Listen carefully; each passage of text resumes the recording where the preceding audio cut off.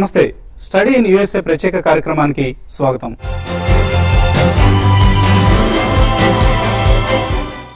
United states of America, USA. Me dreamy destination ఏది అంటే ఎక్కువ మంది ప్రస్తావించేది ఈ పేరునే. పై చదువుల కోసమో లేక ఉద్యోగం కోసమో అమెరికా సంయుక్త రాష్ట్రాలకు చేరే భాగ్యం కోసం యువత తహతహలాడుతోంది.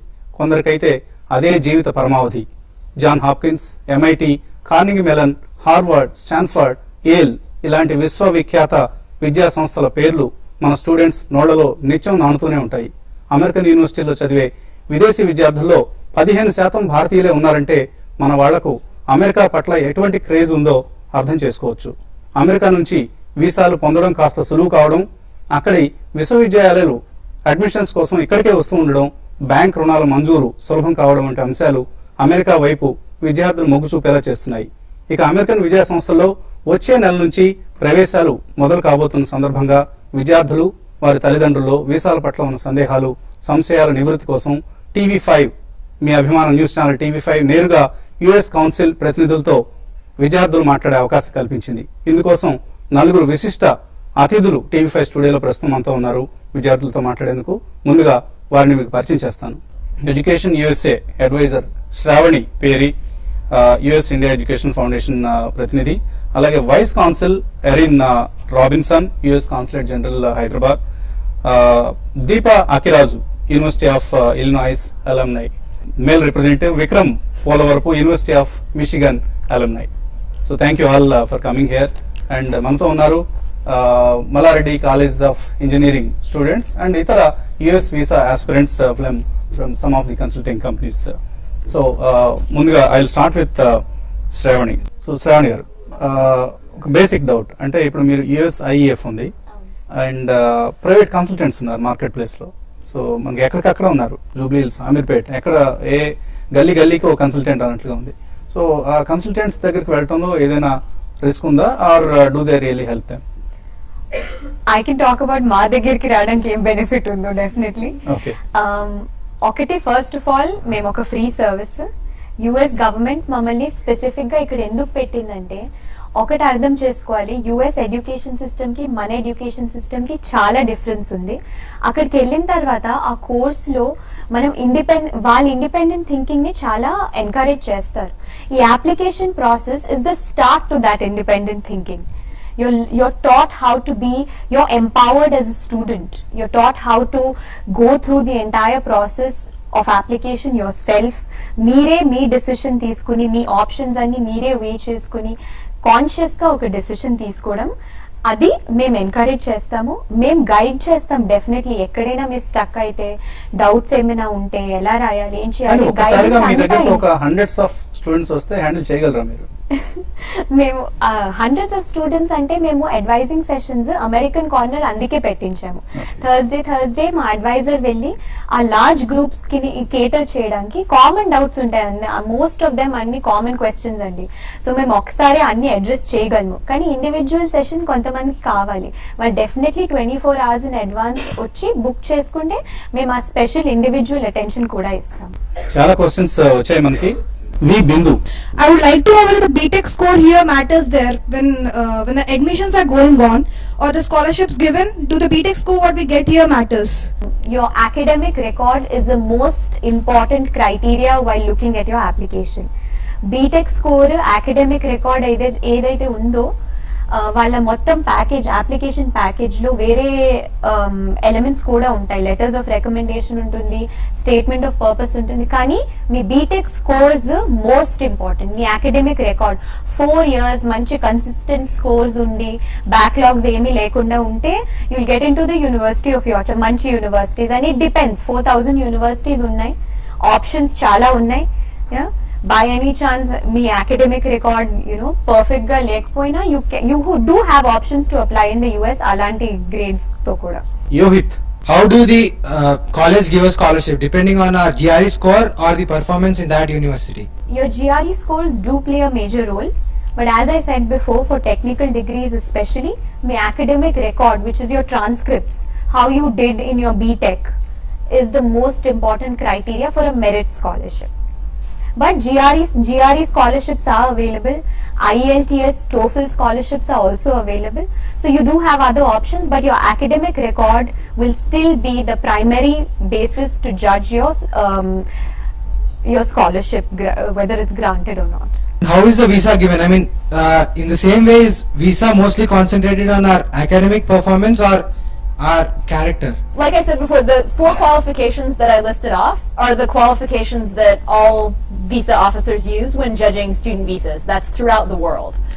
So you got to have admission, and then the part you're really asking about is the second part. How do you convince us you're prepared for your course of study and you're a credible, qualified student?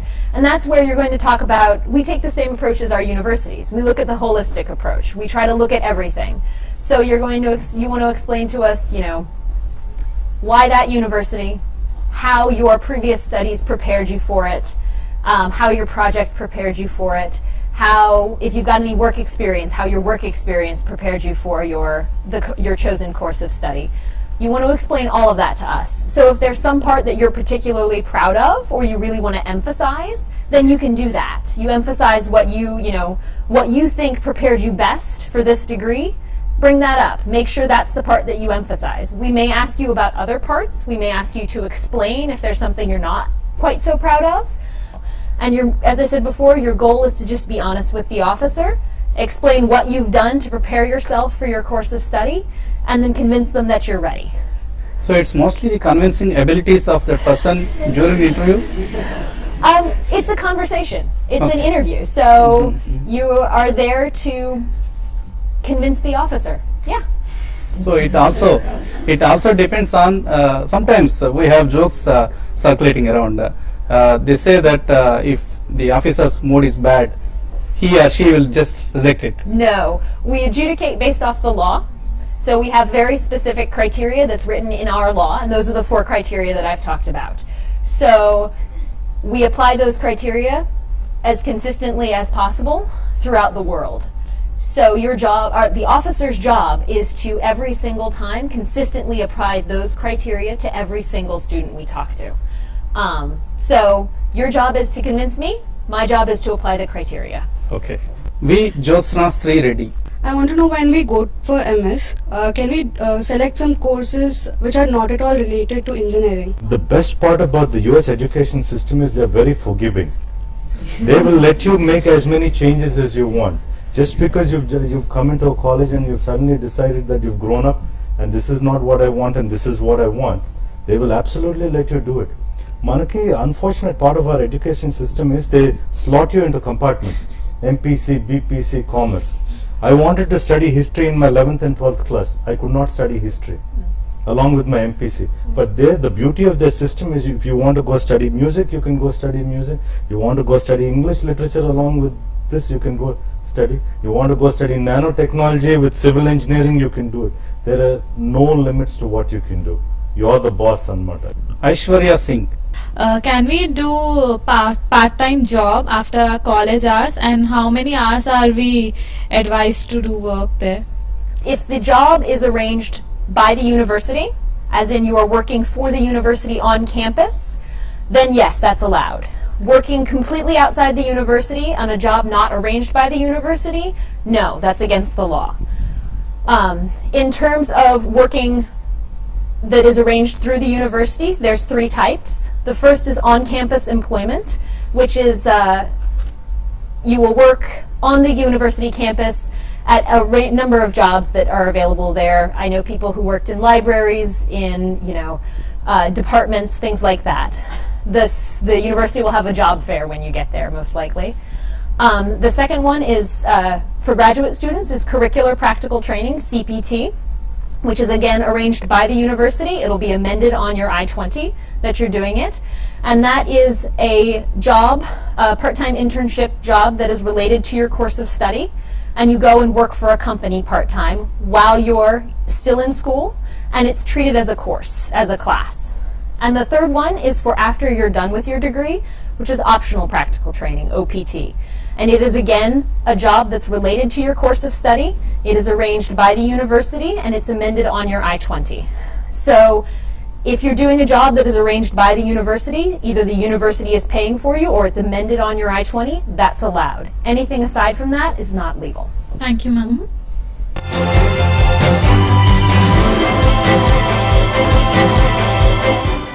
And here is a direct question to Erin. Kalyan Ranjan Kuntia. First of all, I would like to thank the TV5 and you, the US consultant, for giving us this awesome opportunity of asking our doubts to you. And like my question is, what is the actual procedure of applying for the US visa? Like the applications that we have to submit, and how much time it actually takes for the issue of that visa?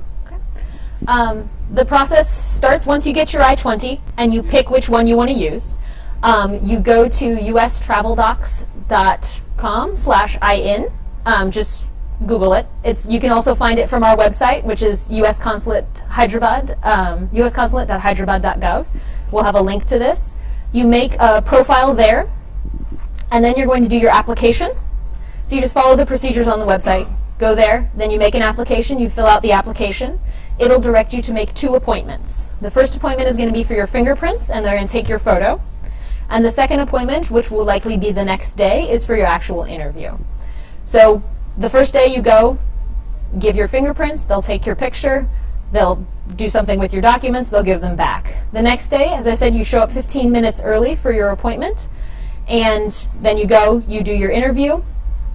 And then if you get the visa, it usually takes 2 to 3 days to come back.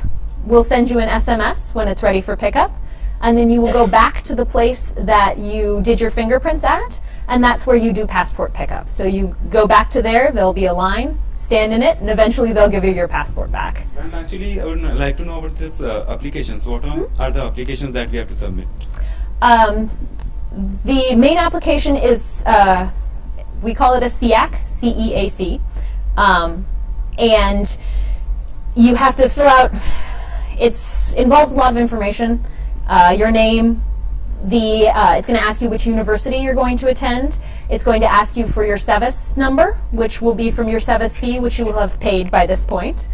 It'll ask you for the address where you're going to be staying in the United States, so you can include information about the international office at your university is usually good information to include in the application. You have to answer a lot of kind of security-related questions. They'll just be yes or no questions. You tick the box depending on what answer is true for you. It'll ask you for your parents' names. It'll ask you for your home address, for your educational background. So it's a lot of stuff. It's just stuff about you that you should hopefully know. Mara question only. Priyanka Gupta. Now it is a craze for everyone in India. So I would like to know, is there any limitations for visa sanction? Yeah. No, there's no limitation on the number of student visas that we can issue in any period. We issue student visas to any qualified student who applies. It's the same 4 criteria that I talked about before. Those are the limitations. If you are a qualified student, we'll give you a visa. Okay, the ranking mechanism of the universities. So, but actually, as you said that there are 4,000 plus universities. So even then, every university might not be that qualified, right? So can we have any official website of that universities? See, what is very important for you to check is the accreditation of that university. Yes, ma'am. That is something you have to do before you go. ఒకటి చాలా money spend చేస్తున్నారు, చాలా time spend చేస్తున్నారు. 2 years is a long time and money, it's also quite expensive. So before you go, accreditation కోసం చూడండి www.CHEA Council for Higher Education America అని website ఒకటి ఉంది. దాని మీదకి వెళ్ళి మీ యూనివర్సిటీ నేమ్ పెడితే ఒక టూల్ కిట్ ఉంటుంది. దాన్ని సర్చ్ చేస్తే దాని డీటెయిల్స్, ఏ బాడీ అక్రెడిట్ చేసిందో ఆ స్పెసిఫిక్ డీటెయిల్స్ అన్ని దాంట్లో మెన్షన్ చేస్తారు. Make sure the university that you go is accredited, and I think even earn will emphasize on the fact. In fact మనం గతంలో కొన్ని బ్యాడ్ ఎగ్జాంపుల్స్ చూసాం, ఫేక్ యూనివర్సిటీస్ అక్రెడిటేషన్ లేనివి. సో అటువంటి వాటి నుంచి మనమే కాపాడుకోవాలి. Next question from Vijay Kumar. And my question is about validity of our visa. That after completion of our course, can we stay long there? It depends on your status. Student visas are considered to be duration of status. So as long as you maintain student status, you are either actively studying at your university and your university agrees that you're studying there, or you are on you are doing your OPT, your optional practical training, that's how you can maintain your student status. So it's through your university that you will maintain your student status and therefore be allowed to stay in the United States. So you need to make sure that you're talking to the International Student Office at your university, because they'll be best able to help you with what activities you can do while you're there. Durga Harini. After completion of our education, are we having any more opportunities there? Depending on whatever course you're taking in your masters, be related field law, you'll have many opportunities. You can apply for a specific job you want. For example, if you're in computer science background, so nee interest patti, if you want to be a business analyst or if you want to be a data analyst or testing side, so whatever field you are, nee related field lo you'll find opportunities there. ఇంకోటి మీ geographical location, మీ university ఎక్కడ ఉందో, so look for universities that are very closely connected to the industry that you want to land a job in eventually. That's one criteria for even shortlisting your university. If you're looking for these companies like Google and Apple, avanni California sides lo unnai, California area lo, ఆ areas లో మంచి colleges ఉన్నాయి, మీ profile కి fit అయిన college ఆ ఏరియాలో వెతుక్కుంటే it's very likely that you'll get recruited from the Silicon Valley and the amount of companies that are there. Pravallika Chinni. Deepa ma'am told that మనం అక్కడ జాబ్ చేసి ఇక్కడ రావడం బెటర్ అన్నారు కదా, కానీ Erin ma'am told that you should be honest to the visa consultant. So అక్కడ there is no honesty. I mean I'm sorry that I'm telling this way, but when you have to tell the visa consultant, you can't tell that, you can't convince her that I'll come back for sure. You have to convince When the visa. I said, I was very specific with my language. I said, as long as your legal stay in the United States. If you want to get an H-1B visa after you finish your degree and you want to work in the United States, that's legal. You can do that. You can tell the visa officer that you want to get an H-1B after you're finished. We care that you will stay in legal status. You would have to adjust your status in the United States, which is a Department of Homeland Security process. That's a process that you'll have to go through. You'll have to talk to your university about that and talk to the company that wants to hire you. But it is definitely something that you are allowed to do. It's a legal process. So there is, if that's what you want to do, then that's what you should tell the visa officer. It's allowed. Shravani గారు చెప్పండి, TV5 చూస్తున్న US visa aspirants అందరికి ఎటువంటి tips ఇస్తారు మీరు? ఒకటి, first of all me application ని, మీ course of స్టడీని మీరు వెరీ కాన్షియస్ గా మీరే డిసైడ్ చేసుకుని entire process make a very informed accurate and a very conscious decision of what you're going to do. This is your life at the end of the day. So we are always there to help you. We're very happy to help you at USIEF, and it's a free service at the end of the day. So please do come visit us at American Corner. You can easily book an appointment and come and see us in our office for individual advising services. And at the end of the day, me course of study, make it productive and use your time and your entire education is in your hands, is what I would say. Okay. So the student is empowered so basically. మీ appointment తీసుకోవడం US visa కోసం తీసుకునేంత కష్టమైన కాదు. Good. So thank you Vikram garu, thank you Deepa garu, thank you Erin, thank you Shravan, and thank you all for making it to our studio this evening. So USIEF అనే ఒక కొత్త, అంటే ఇది కొత్తది కాదు, ఇట్ ఈస్ ఆల్రెడీ ఎగ్జిస్టింగ్, కానీ మనకు తెలిసింది ఈ ప్రోగ్రామ్ ద్వారా విస్తృతంగా అందరికీ తెలియాల్సిన అవసరం కనిపిస్తుంది. సో స్టూడెంట్ వీసాల కోసం సీజన్ ప్రారంభమవుతోంది. ఈ సీజన్లో విద్యార్థులకు, వారి తల్లిదండ్రులకు రకరకాల సందేహాలు వస్తూ ఉంటాయి. ఆ సందేహాలను నివృత్తి చేసే ఉద్దేశంతో టీవీ5 US కాన్సుల్ జనరల్తో కలిసి సంయుక్తంగా ప్రత్యేకంగా టీవీ5 ప్రేక్షకుల కోసం అరేంజ్ చేసిన ప్రోగ్రామ్ ఇది. సో ఈ కార్యక్రమంలో మీ సందేహాలకు, సంశయాలకు సమాధానాలు దొరికాయని ఆశిస్తున్నాం. ఇది ఈ స్టడీ ఇన్ USA ప్రత్యేక కార్యక్రమం. చూస్తూనే ఉండండి టీవీ5.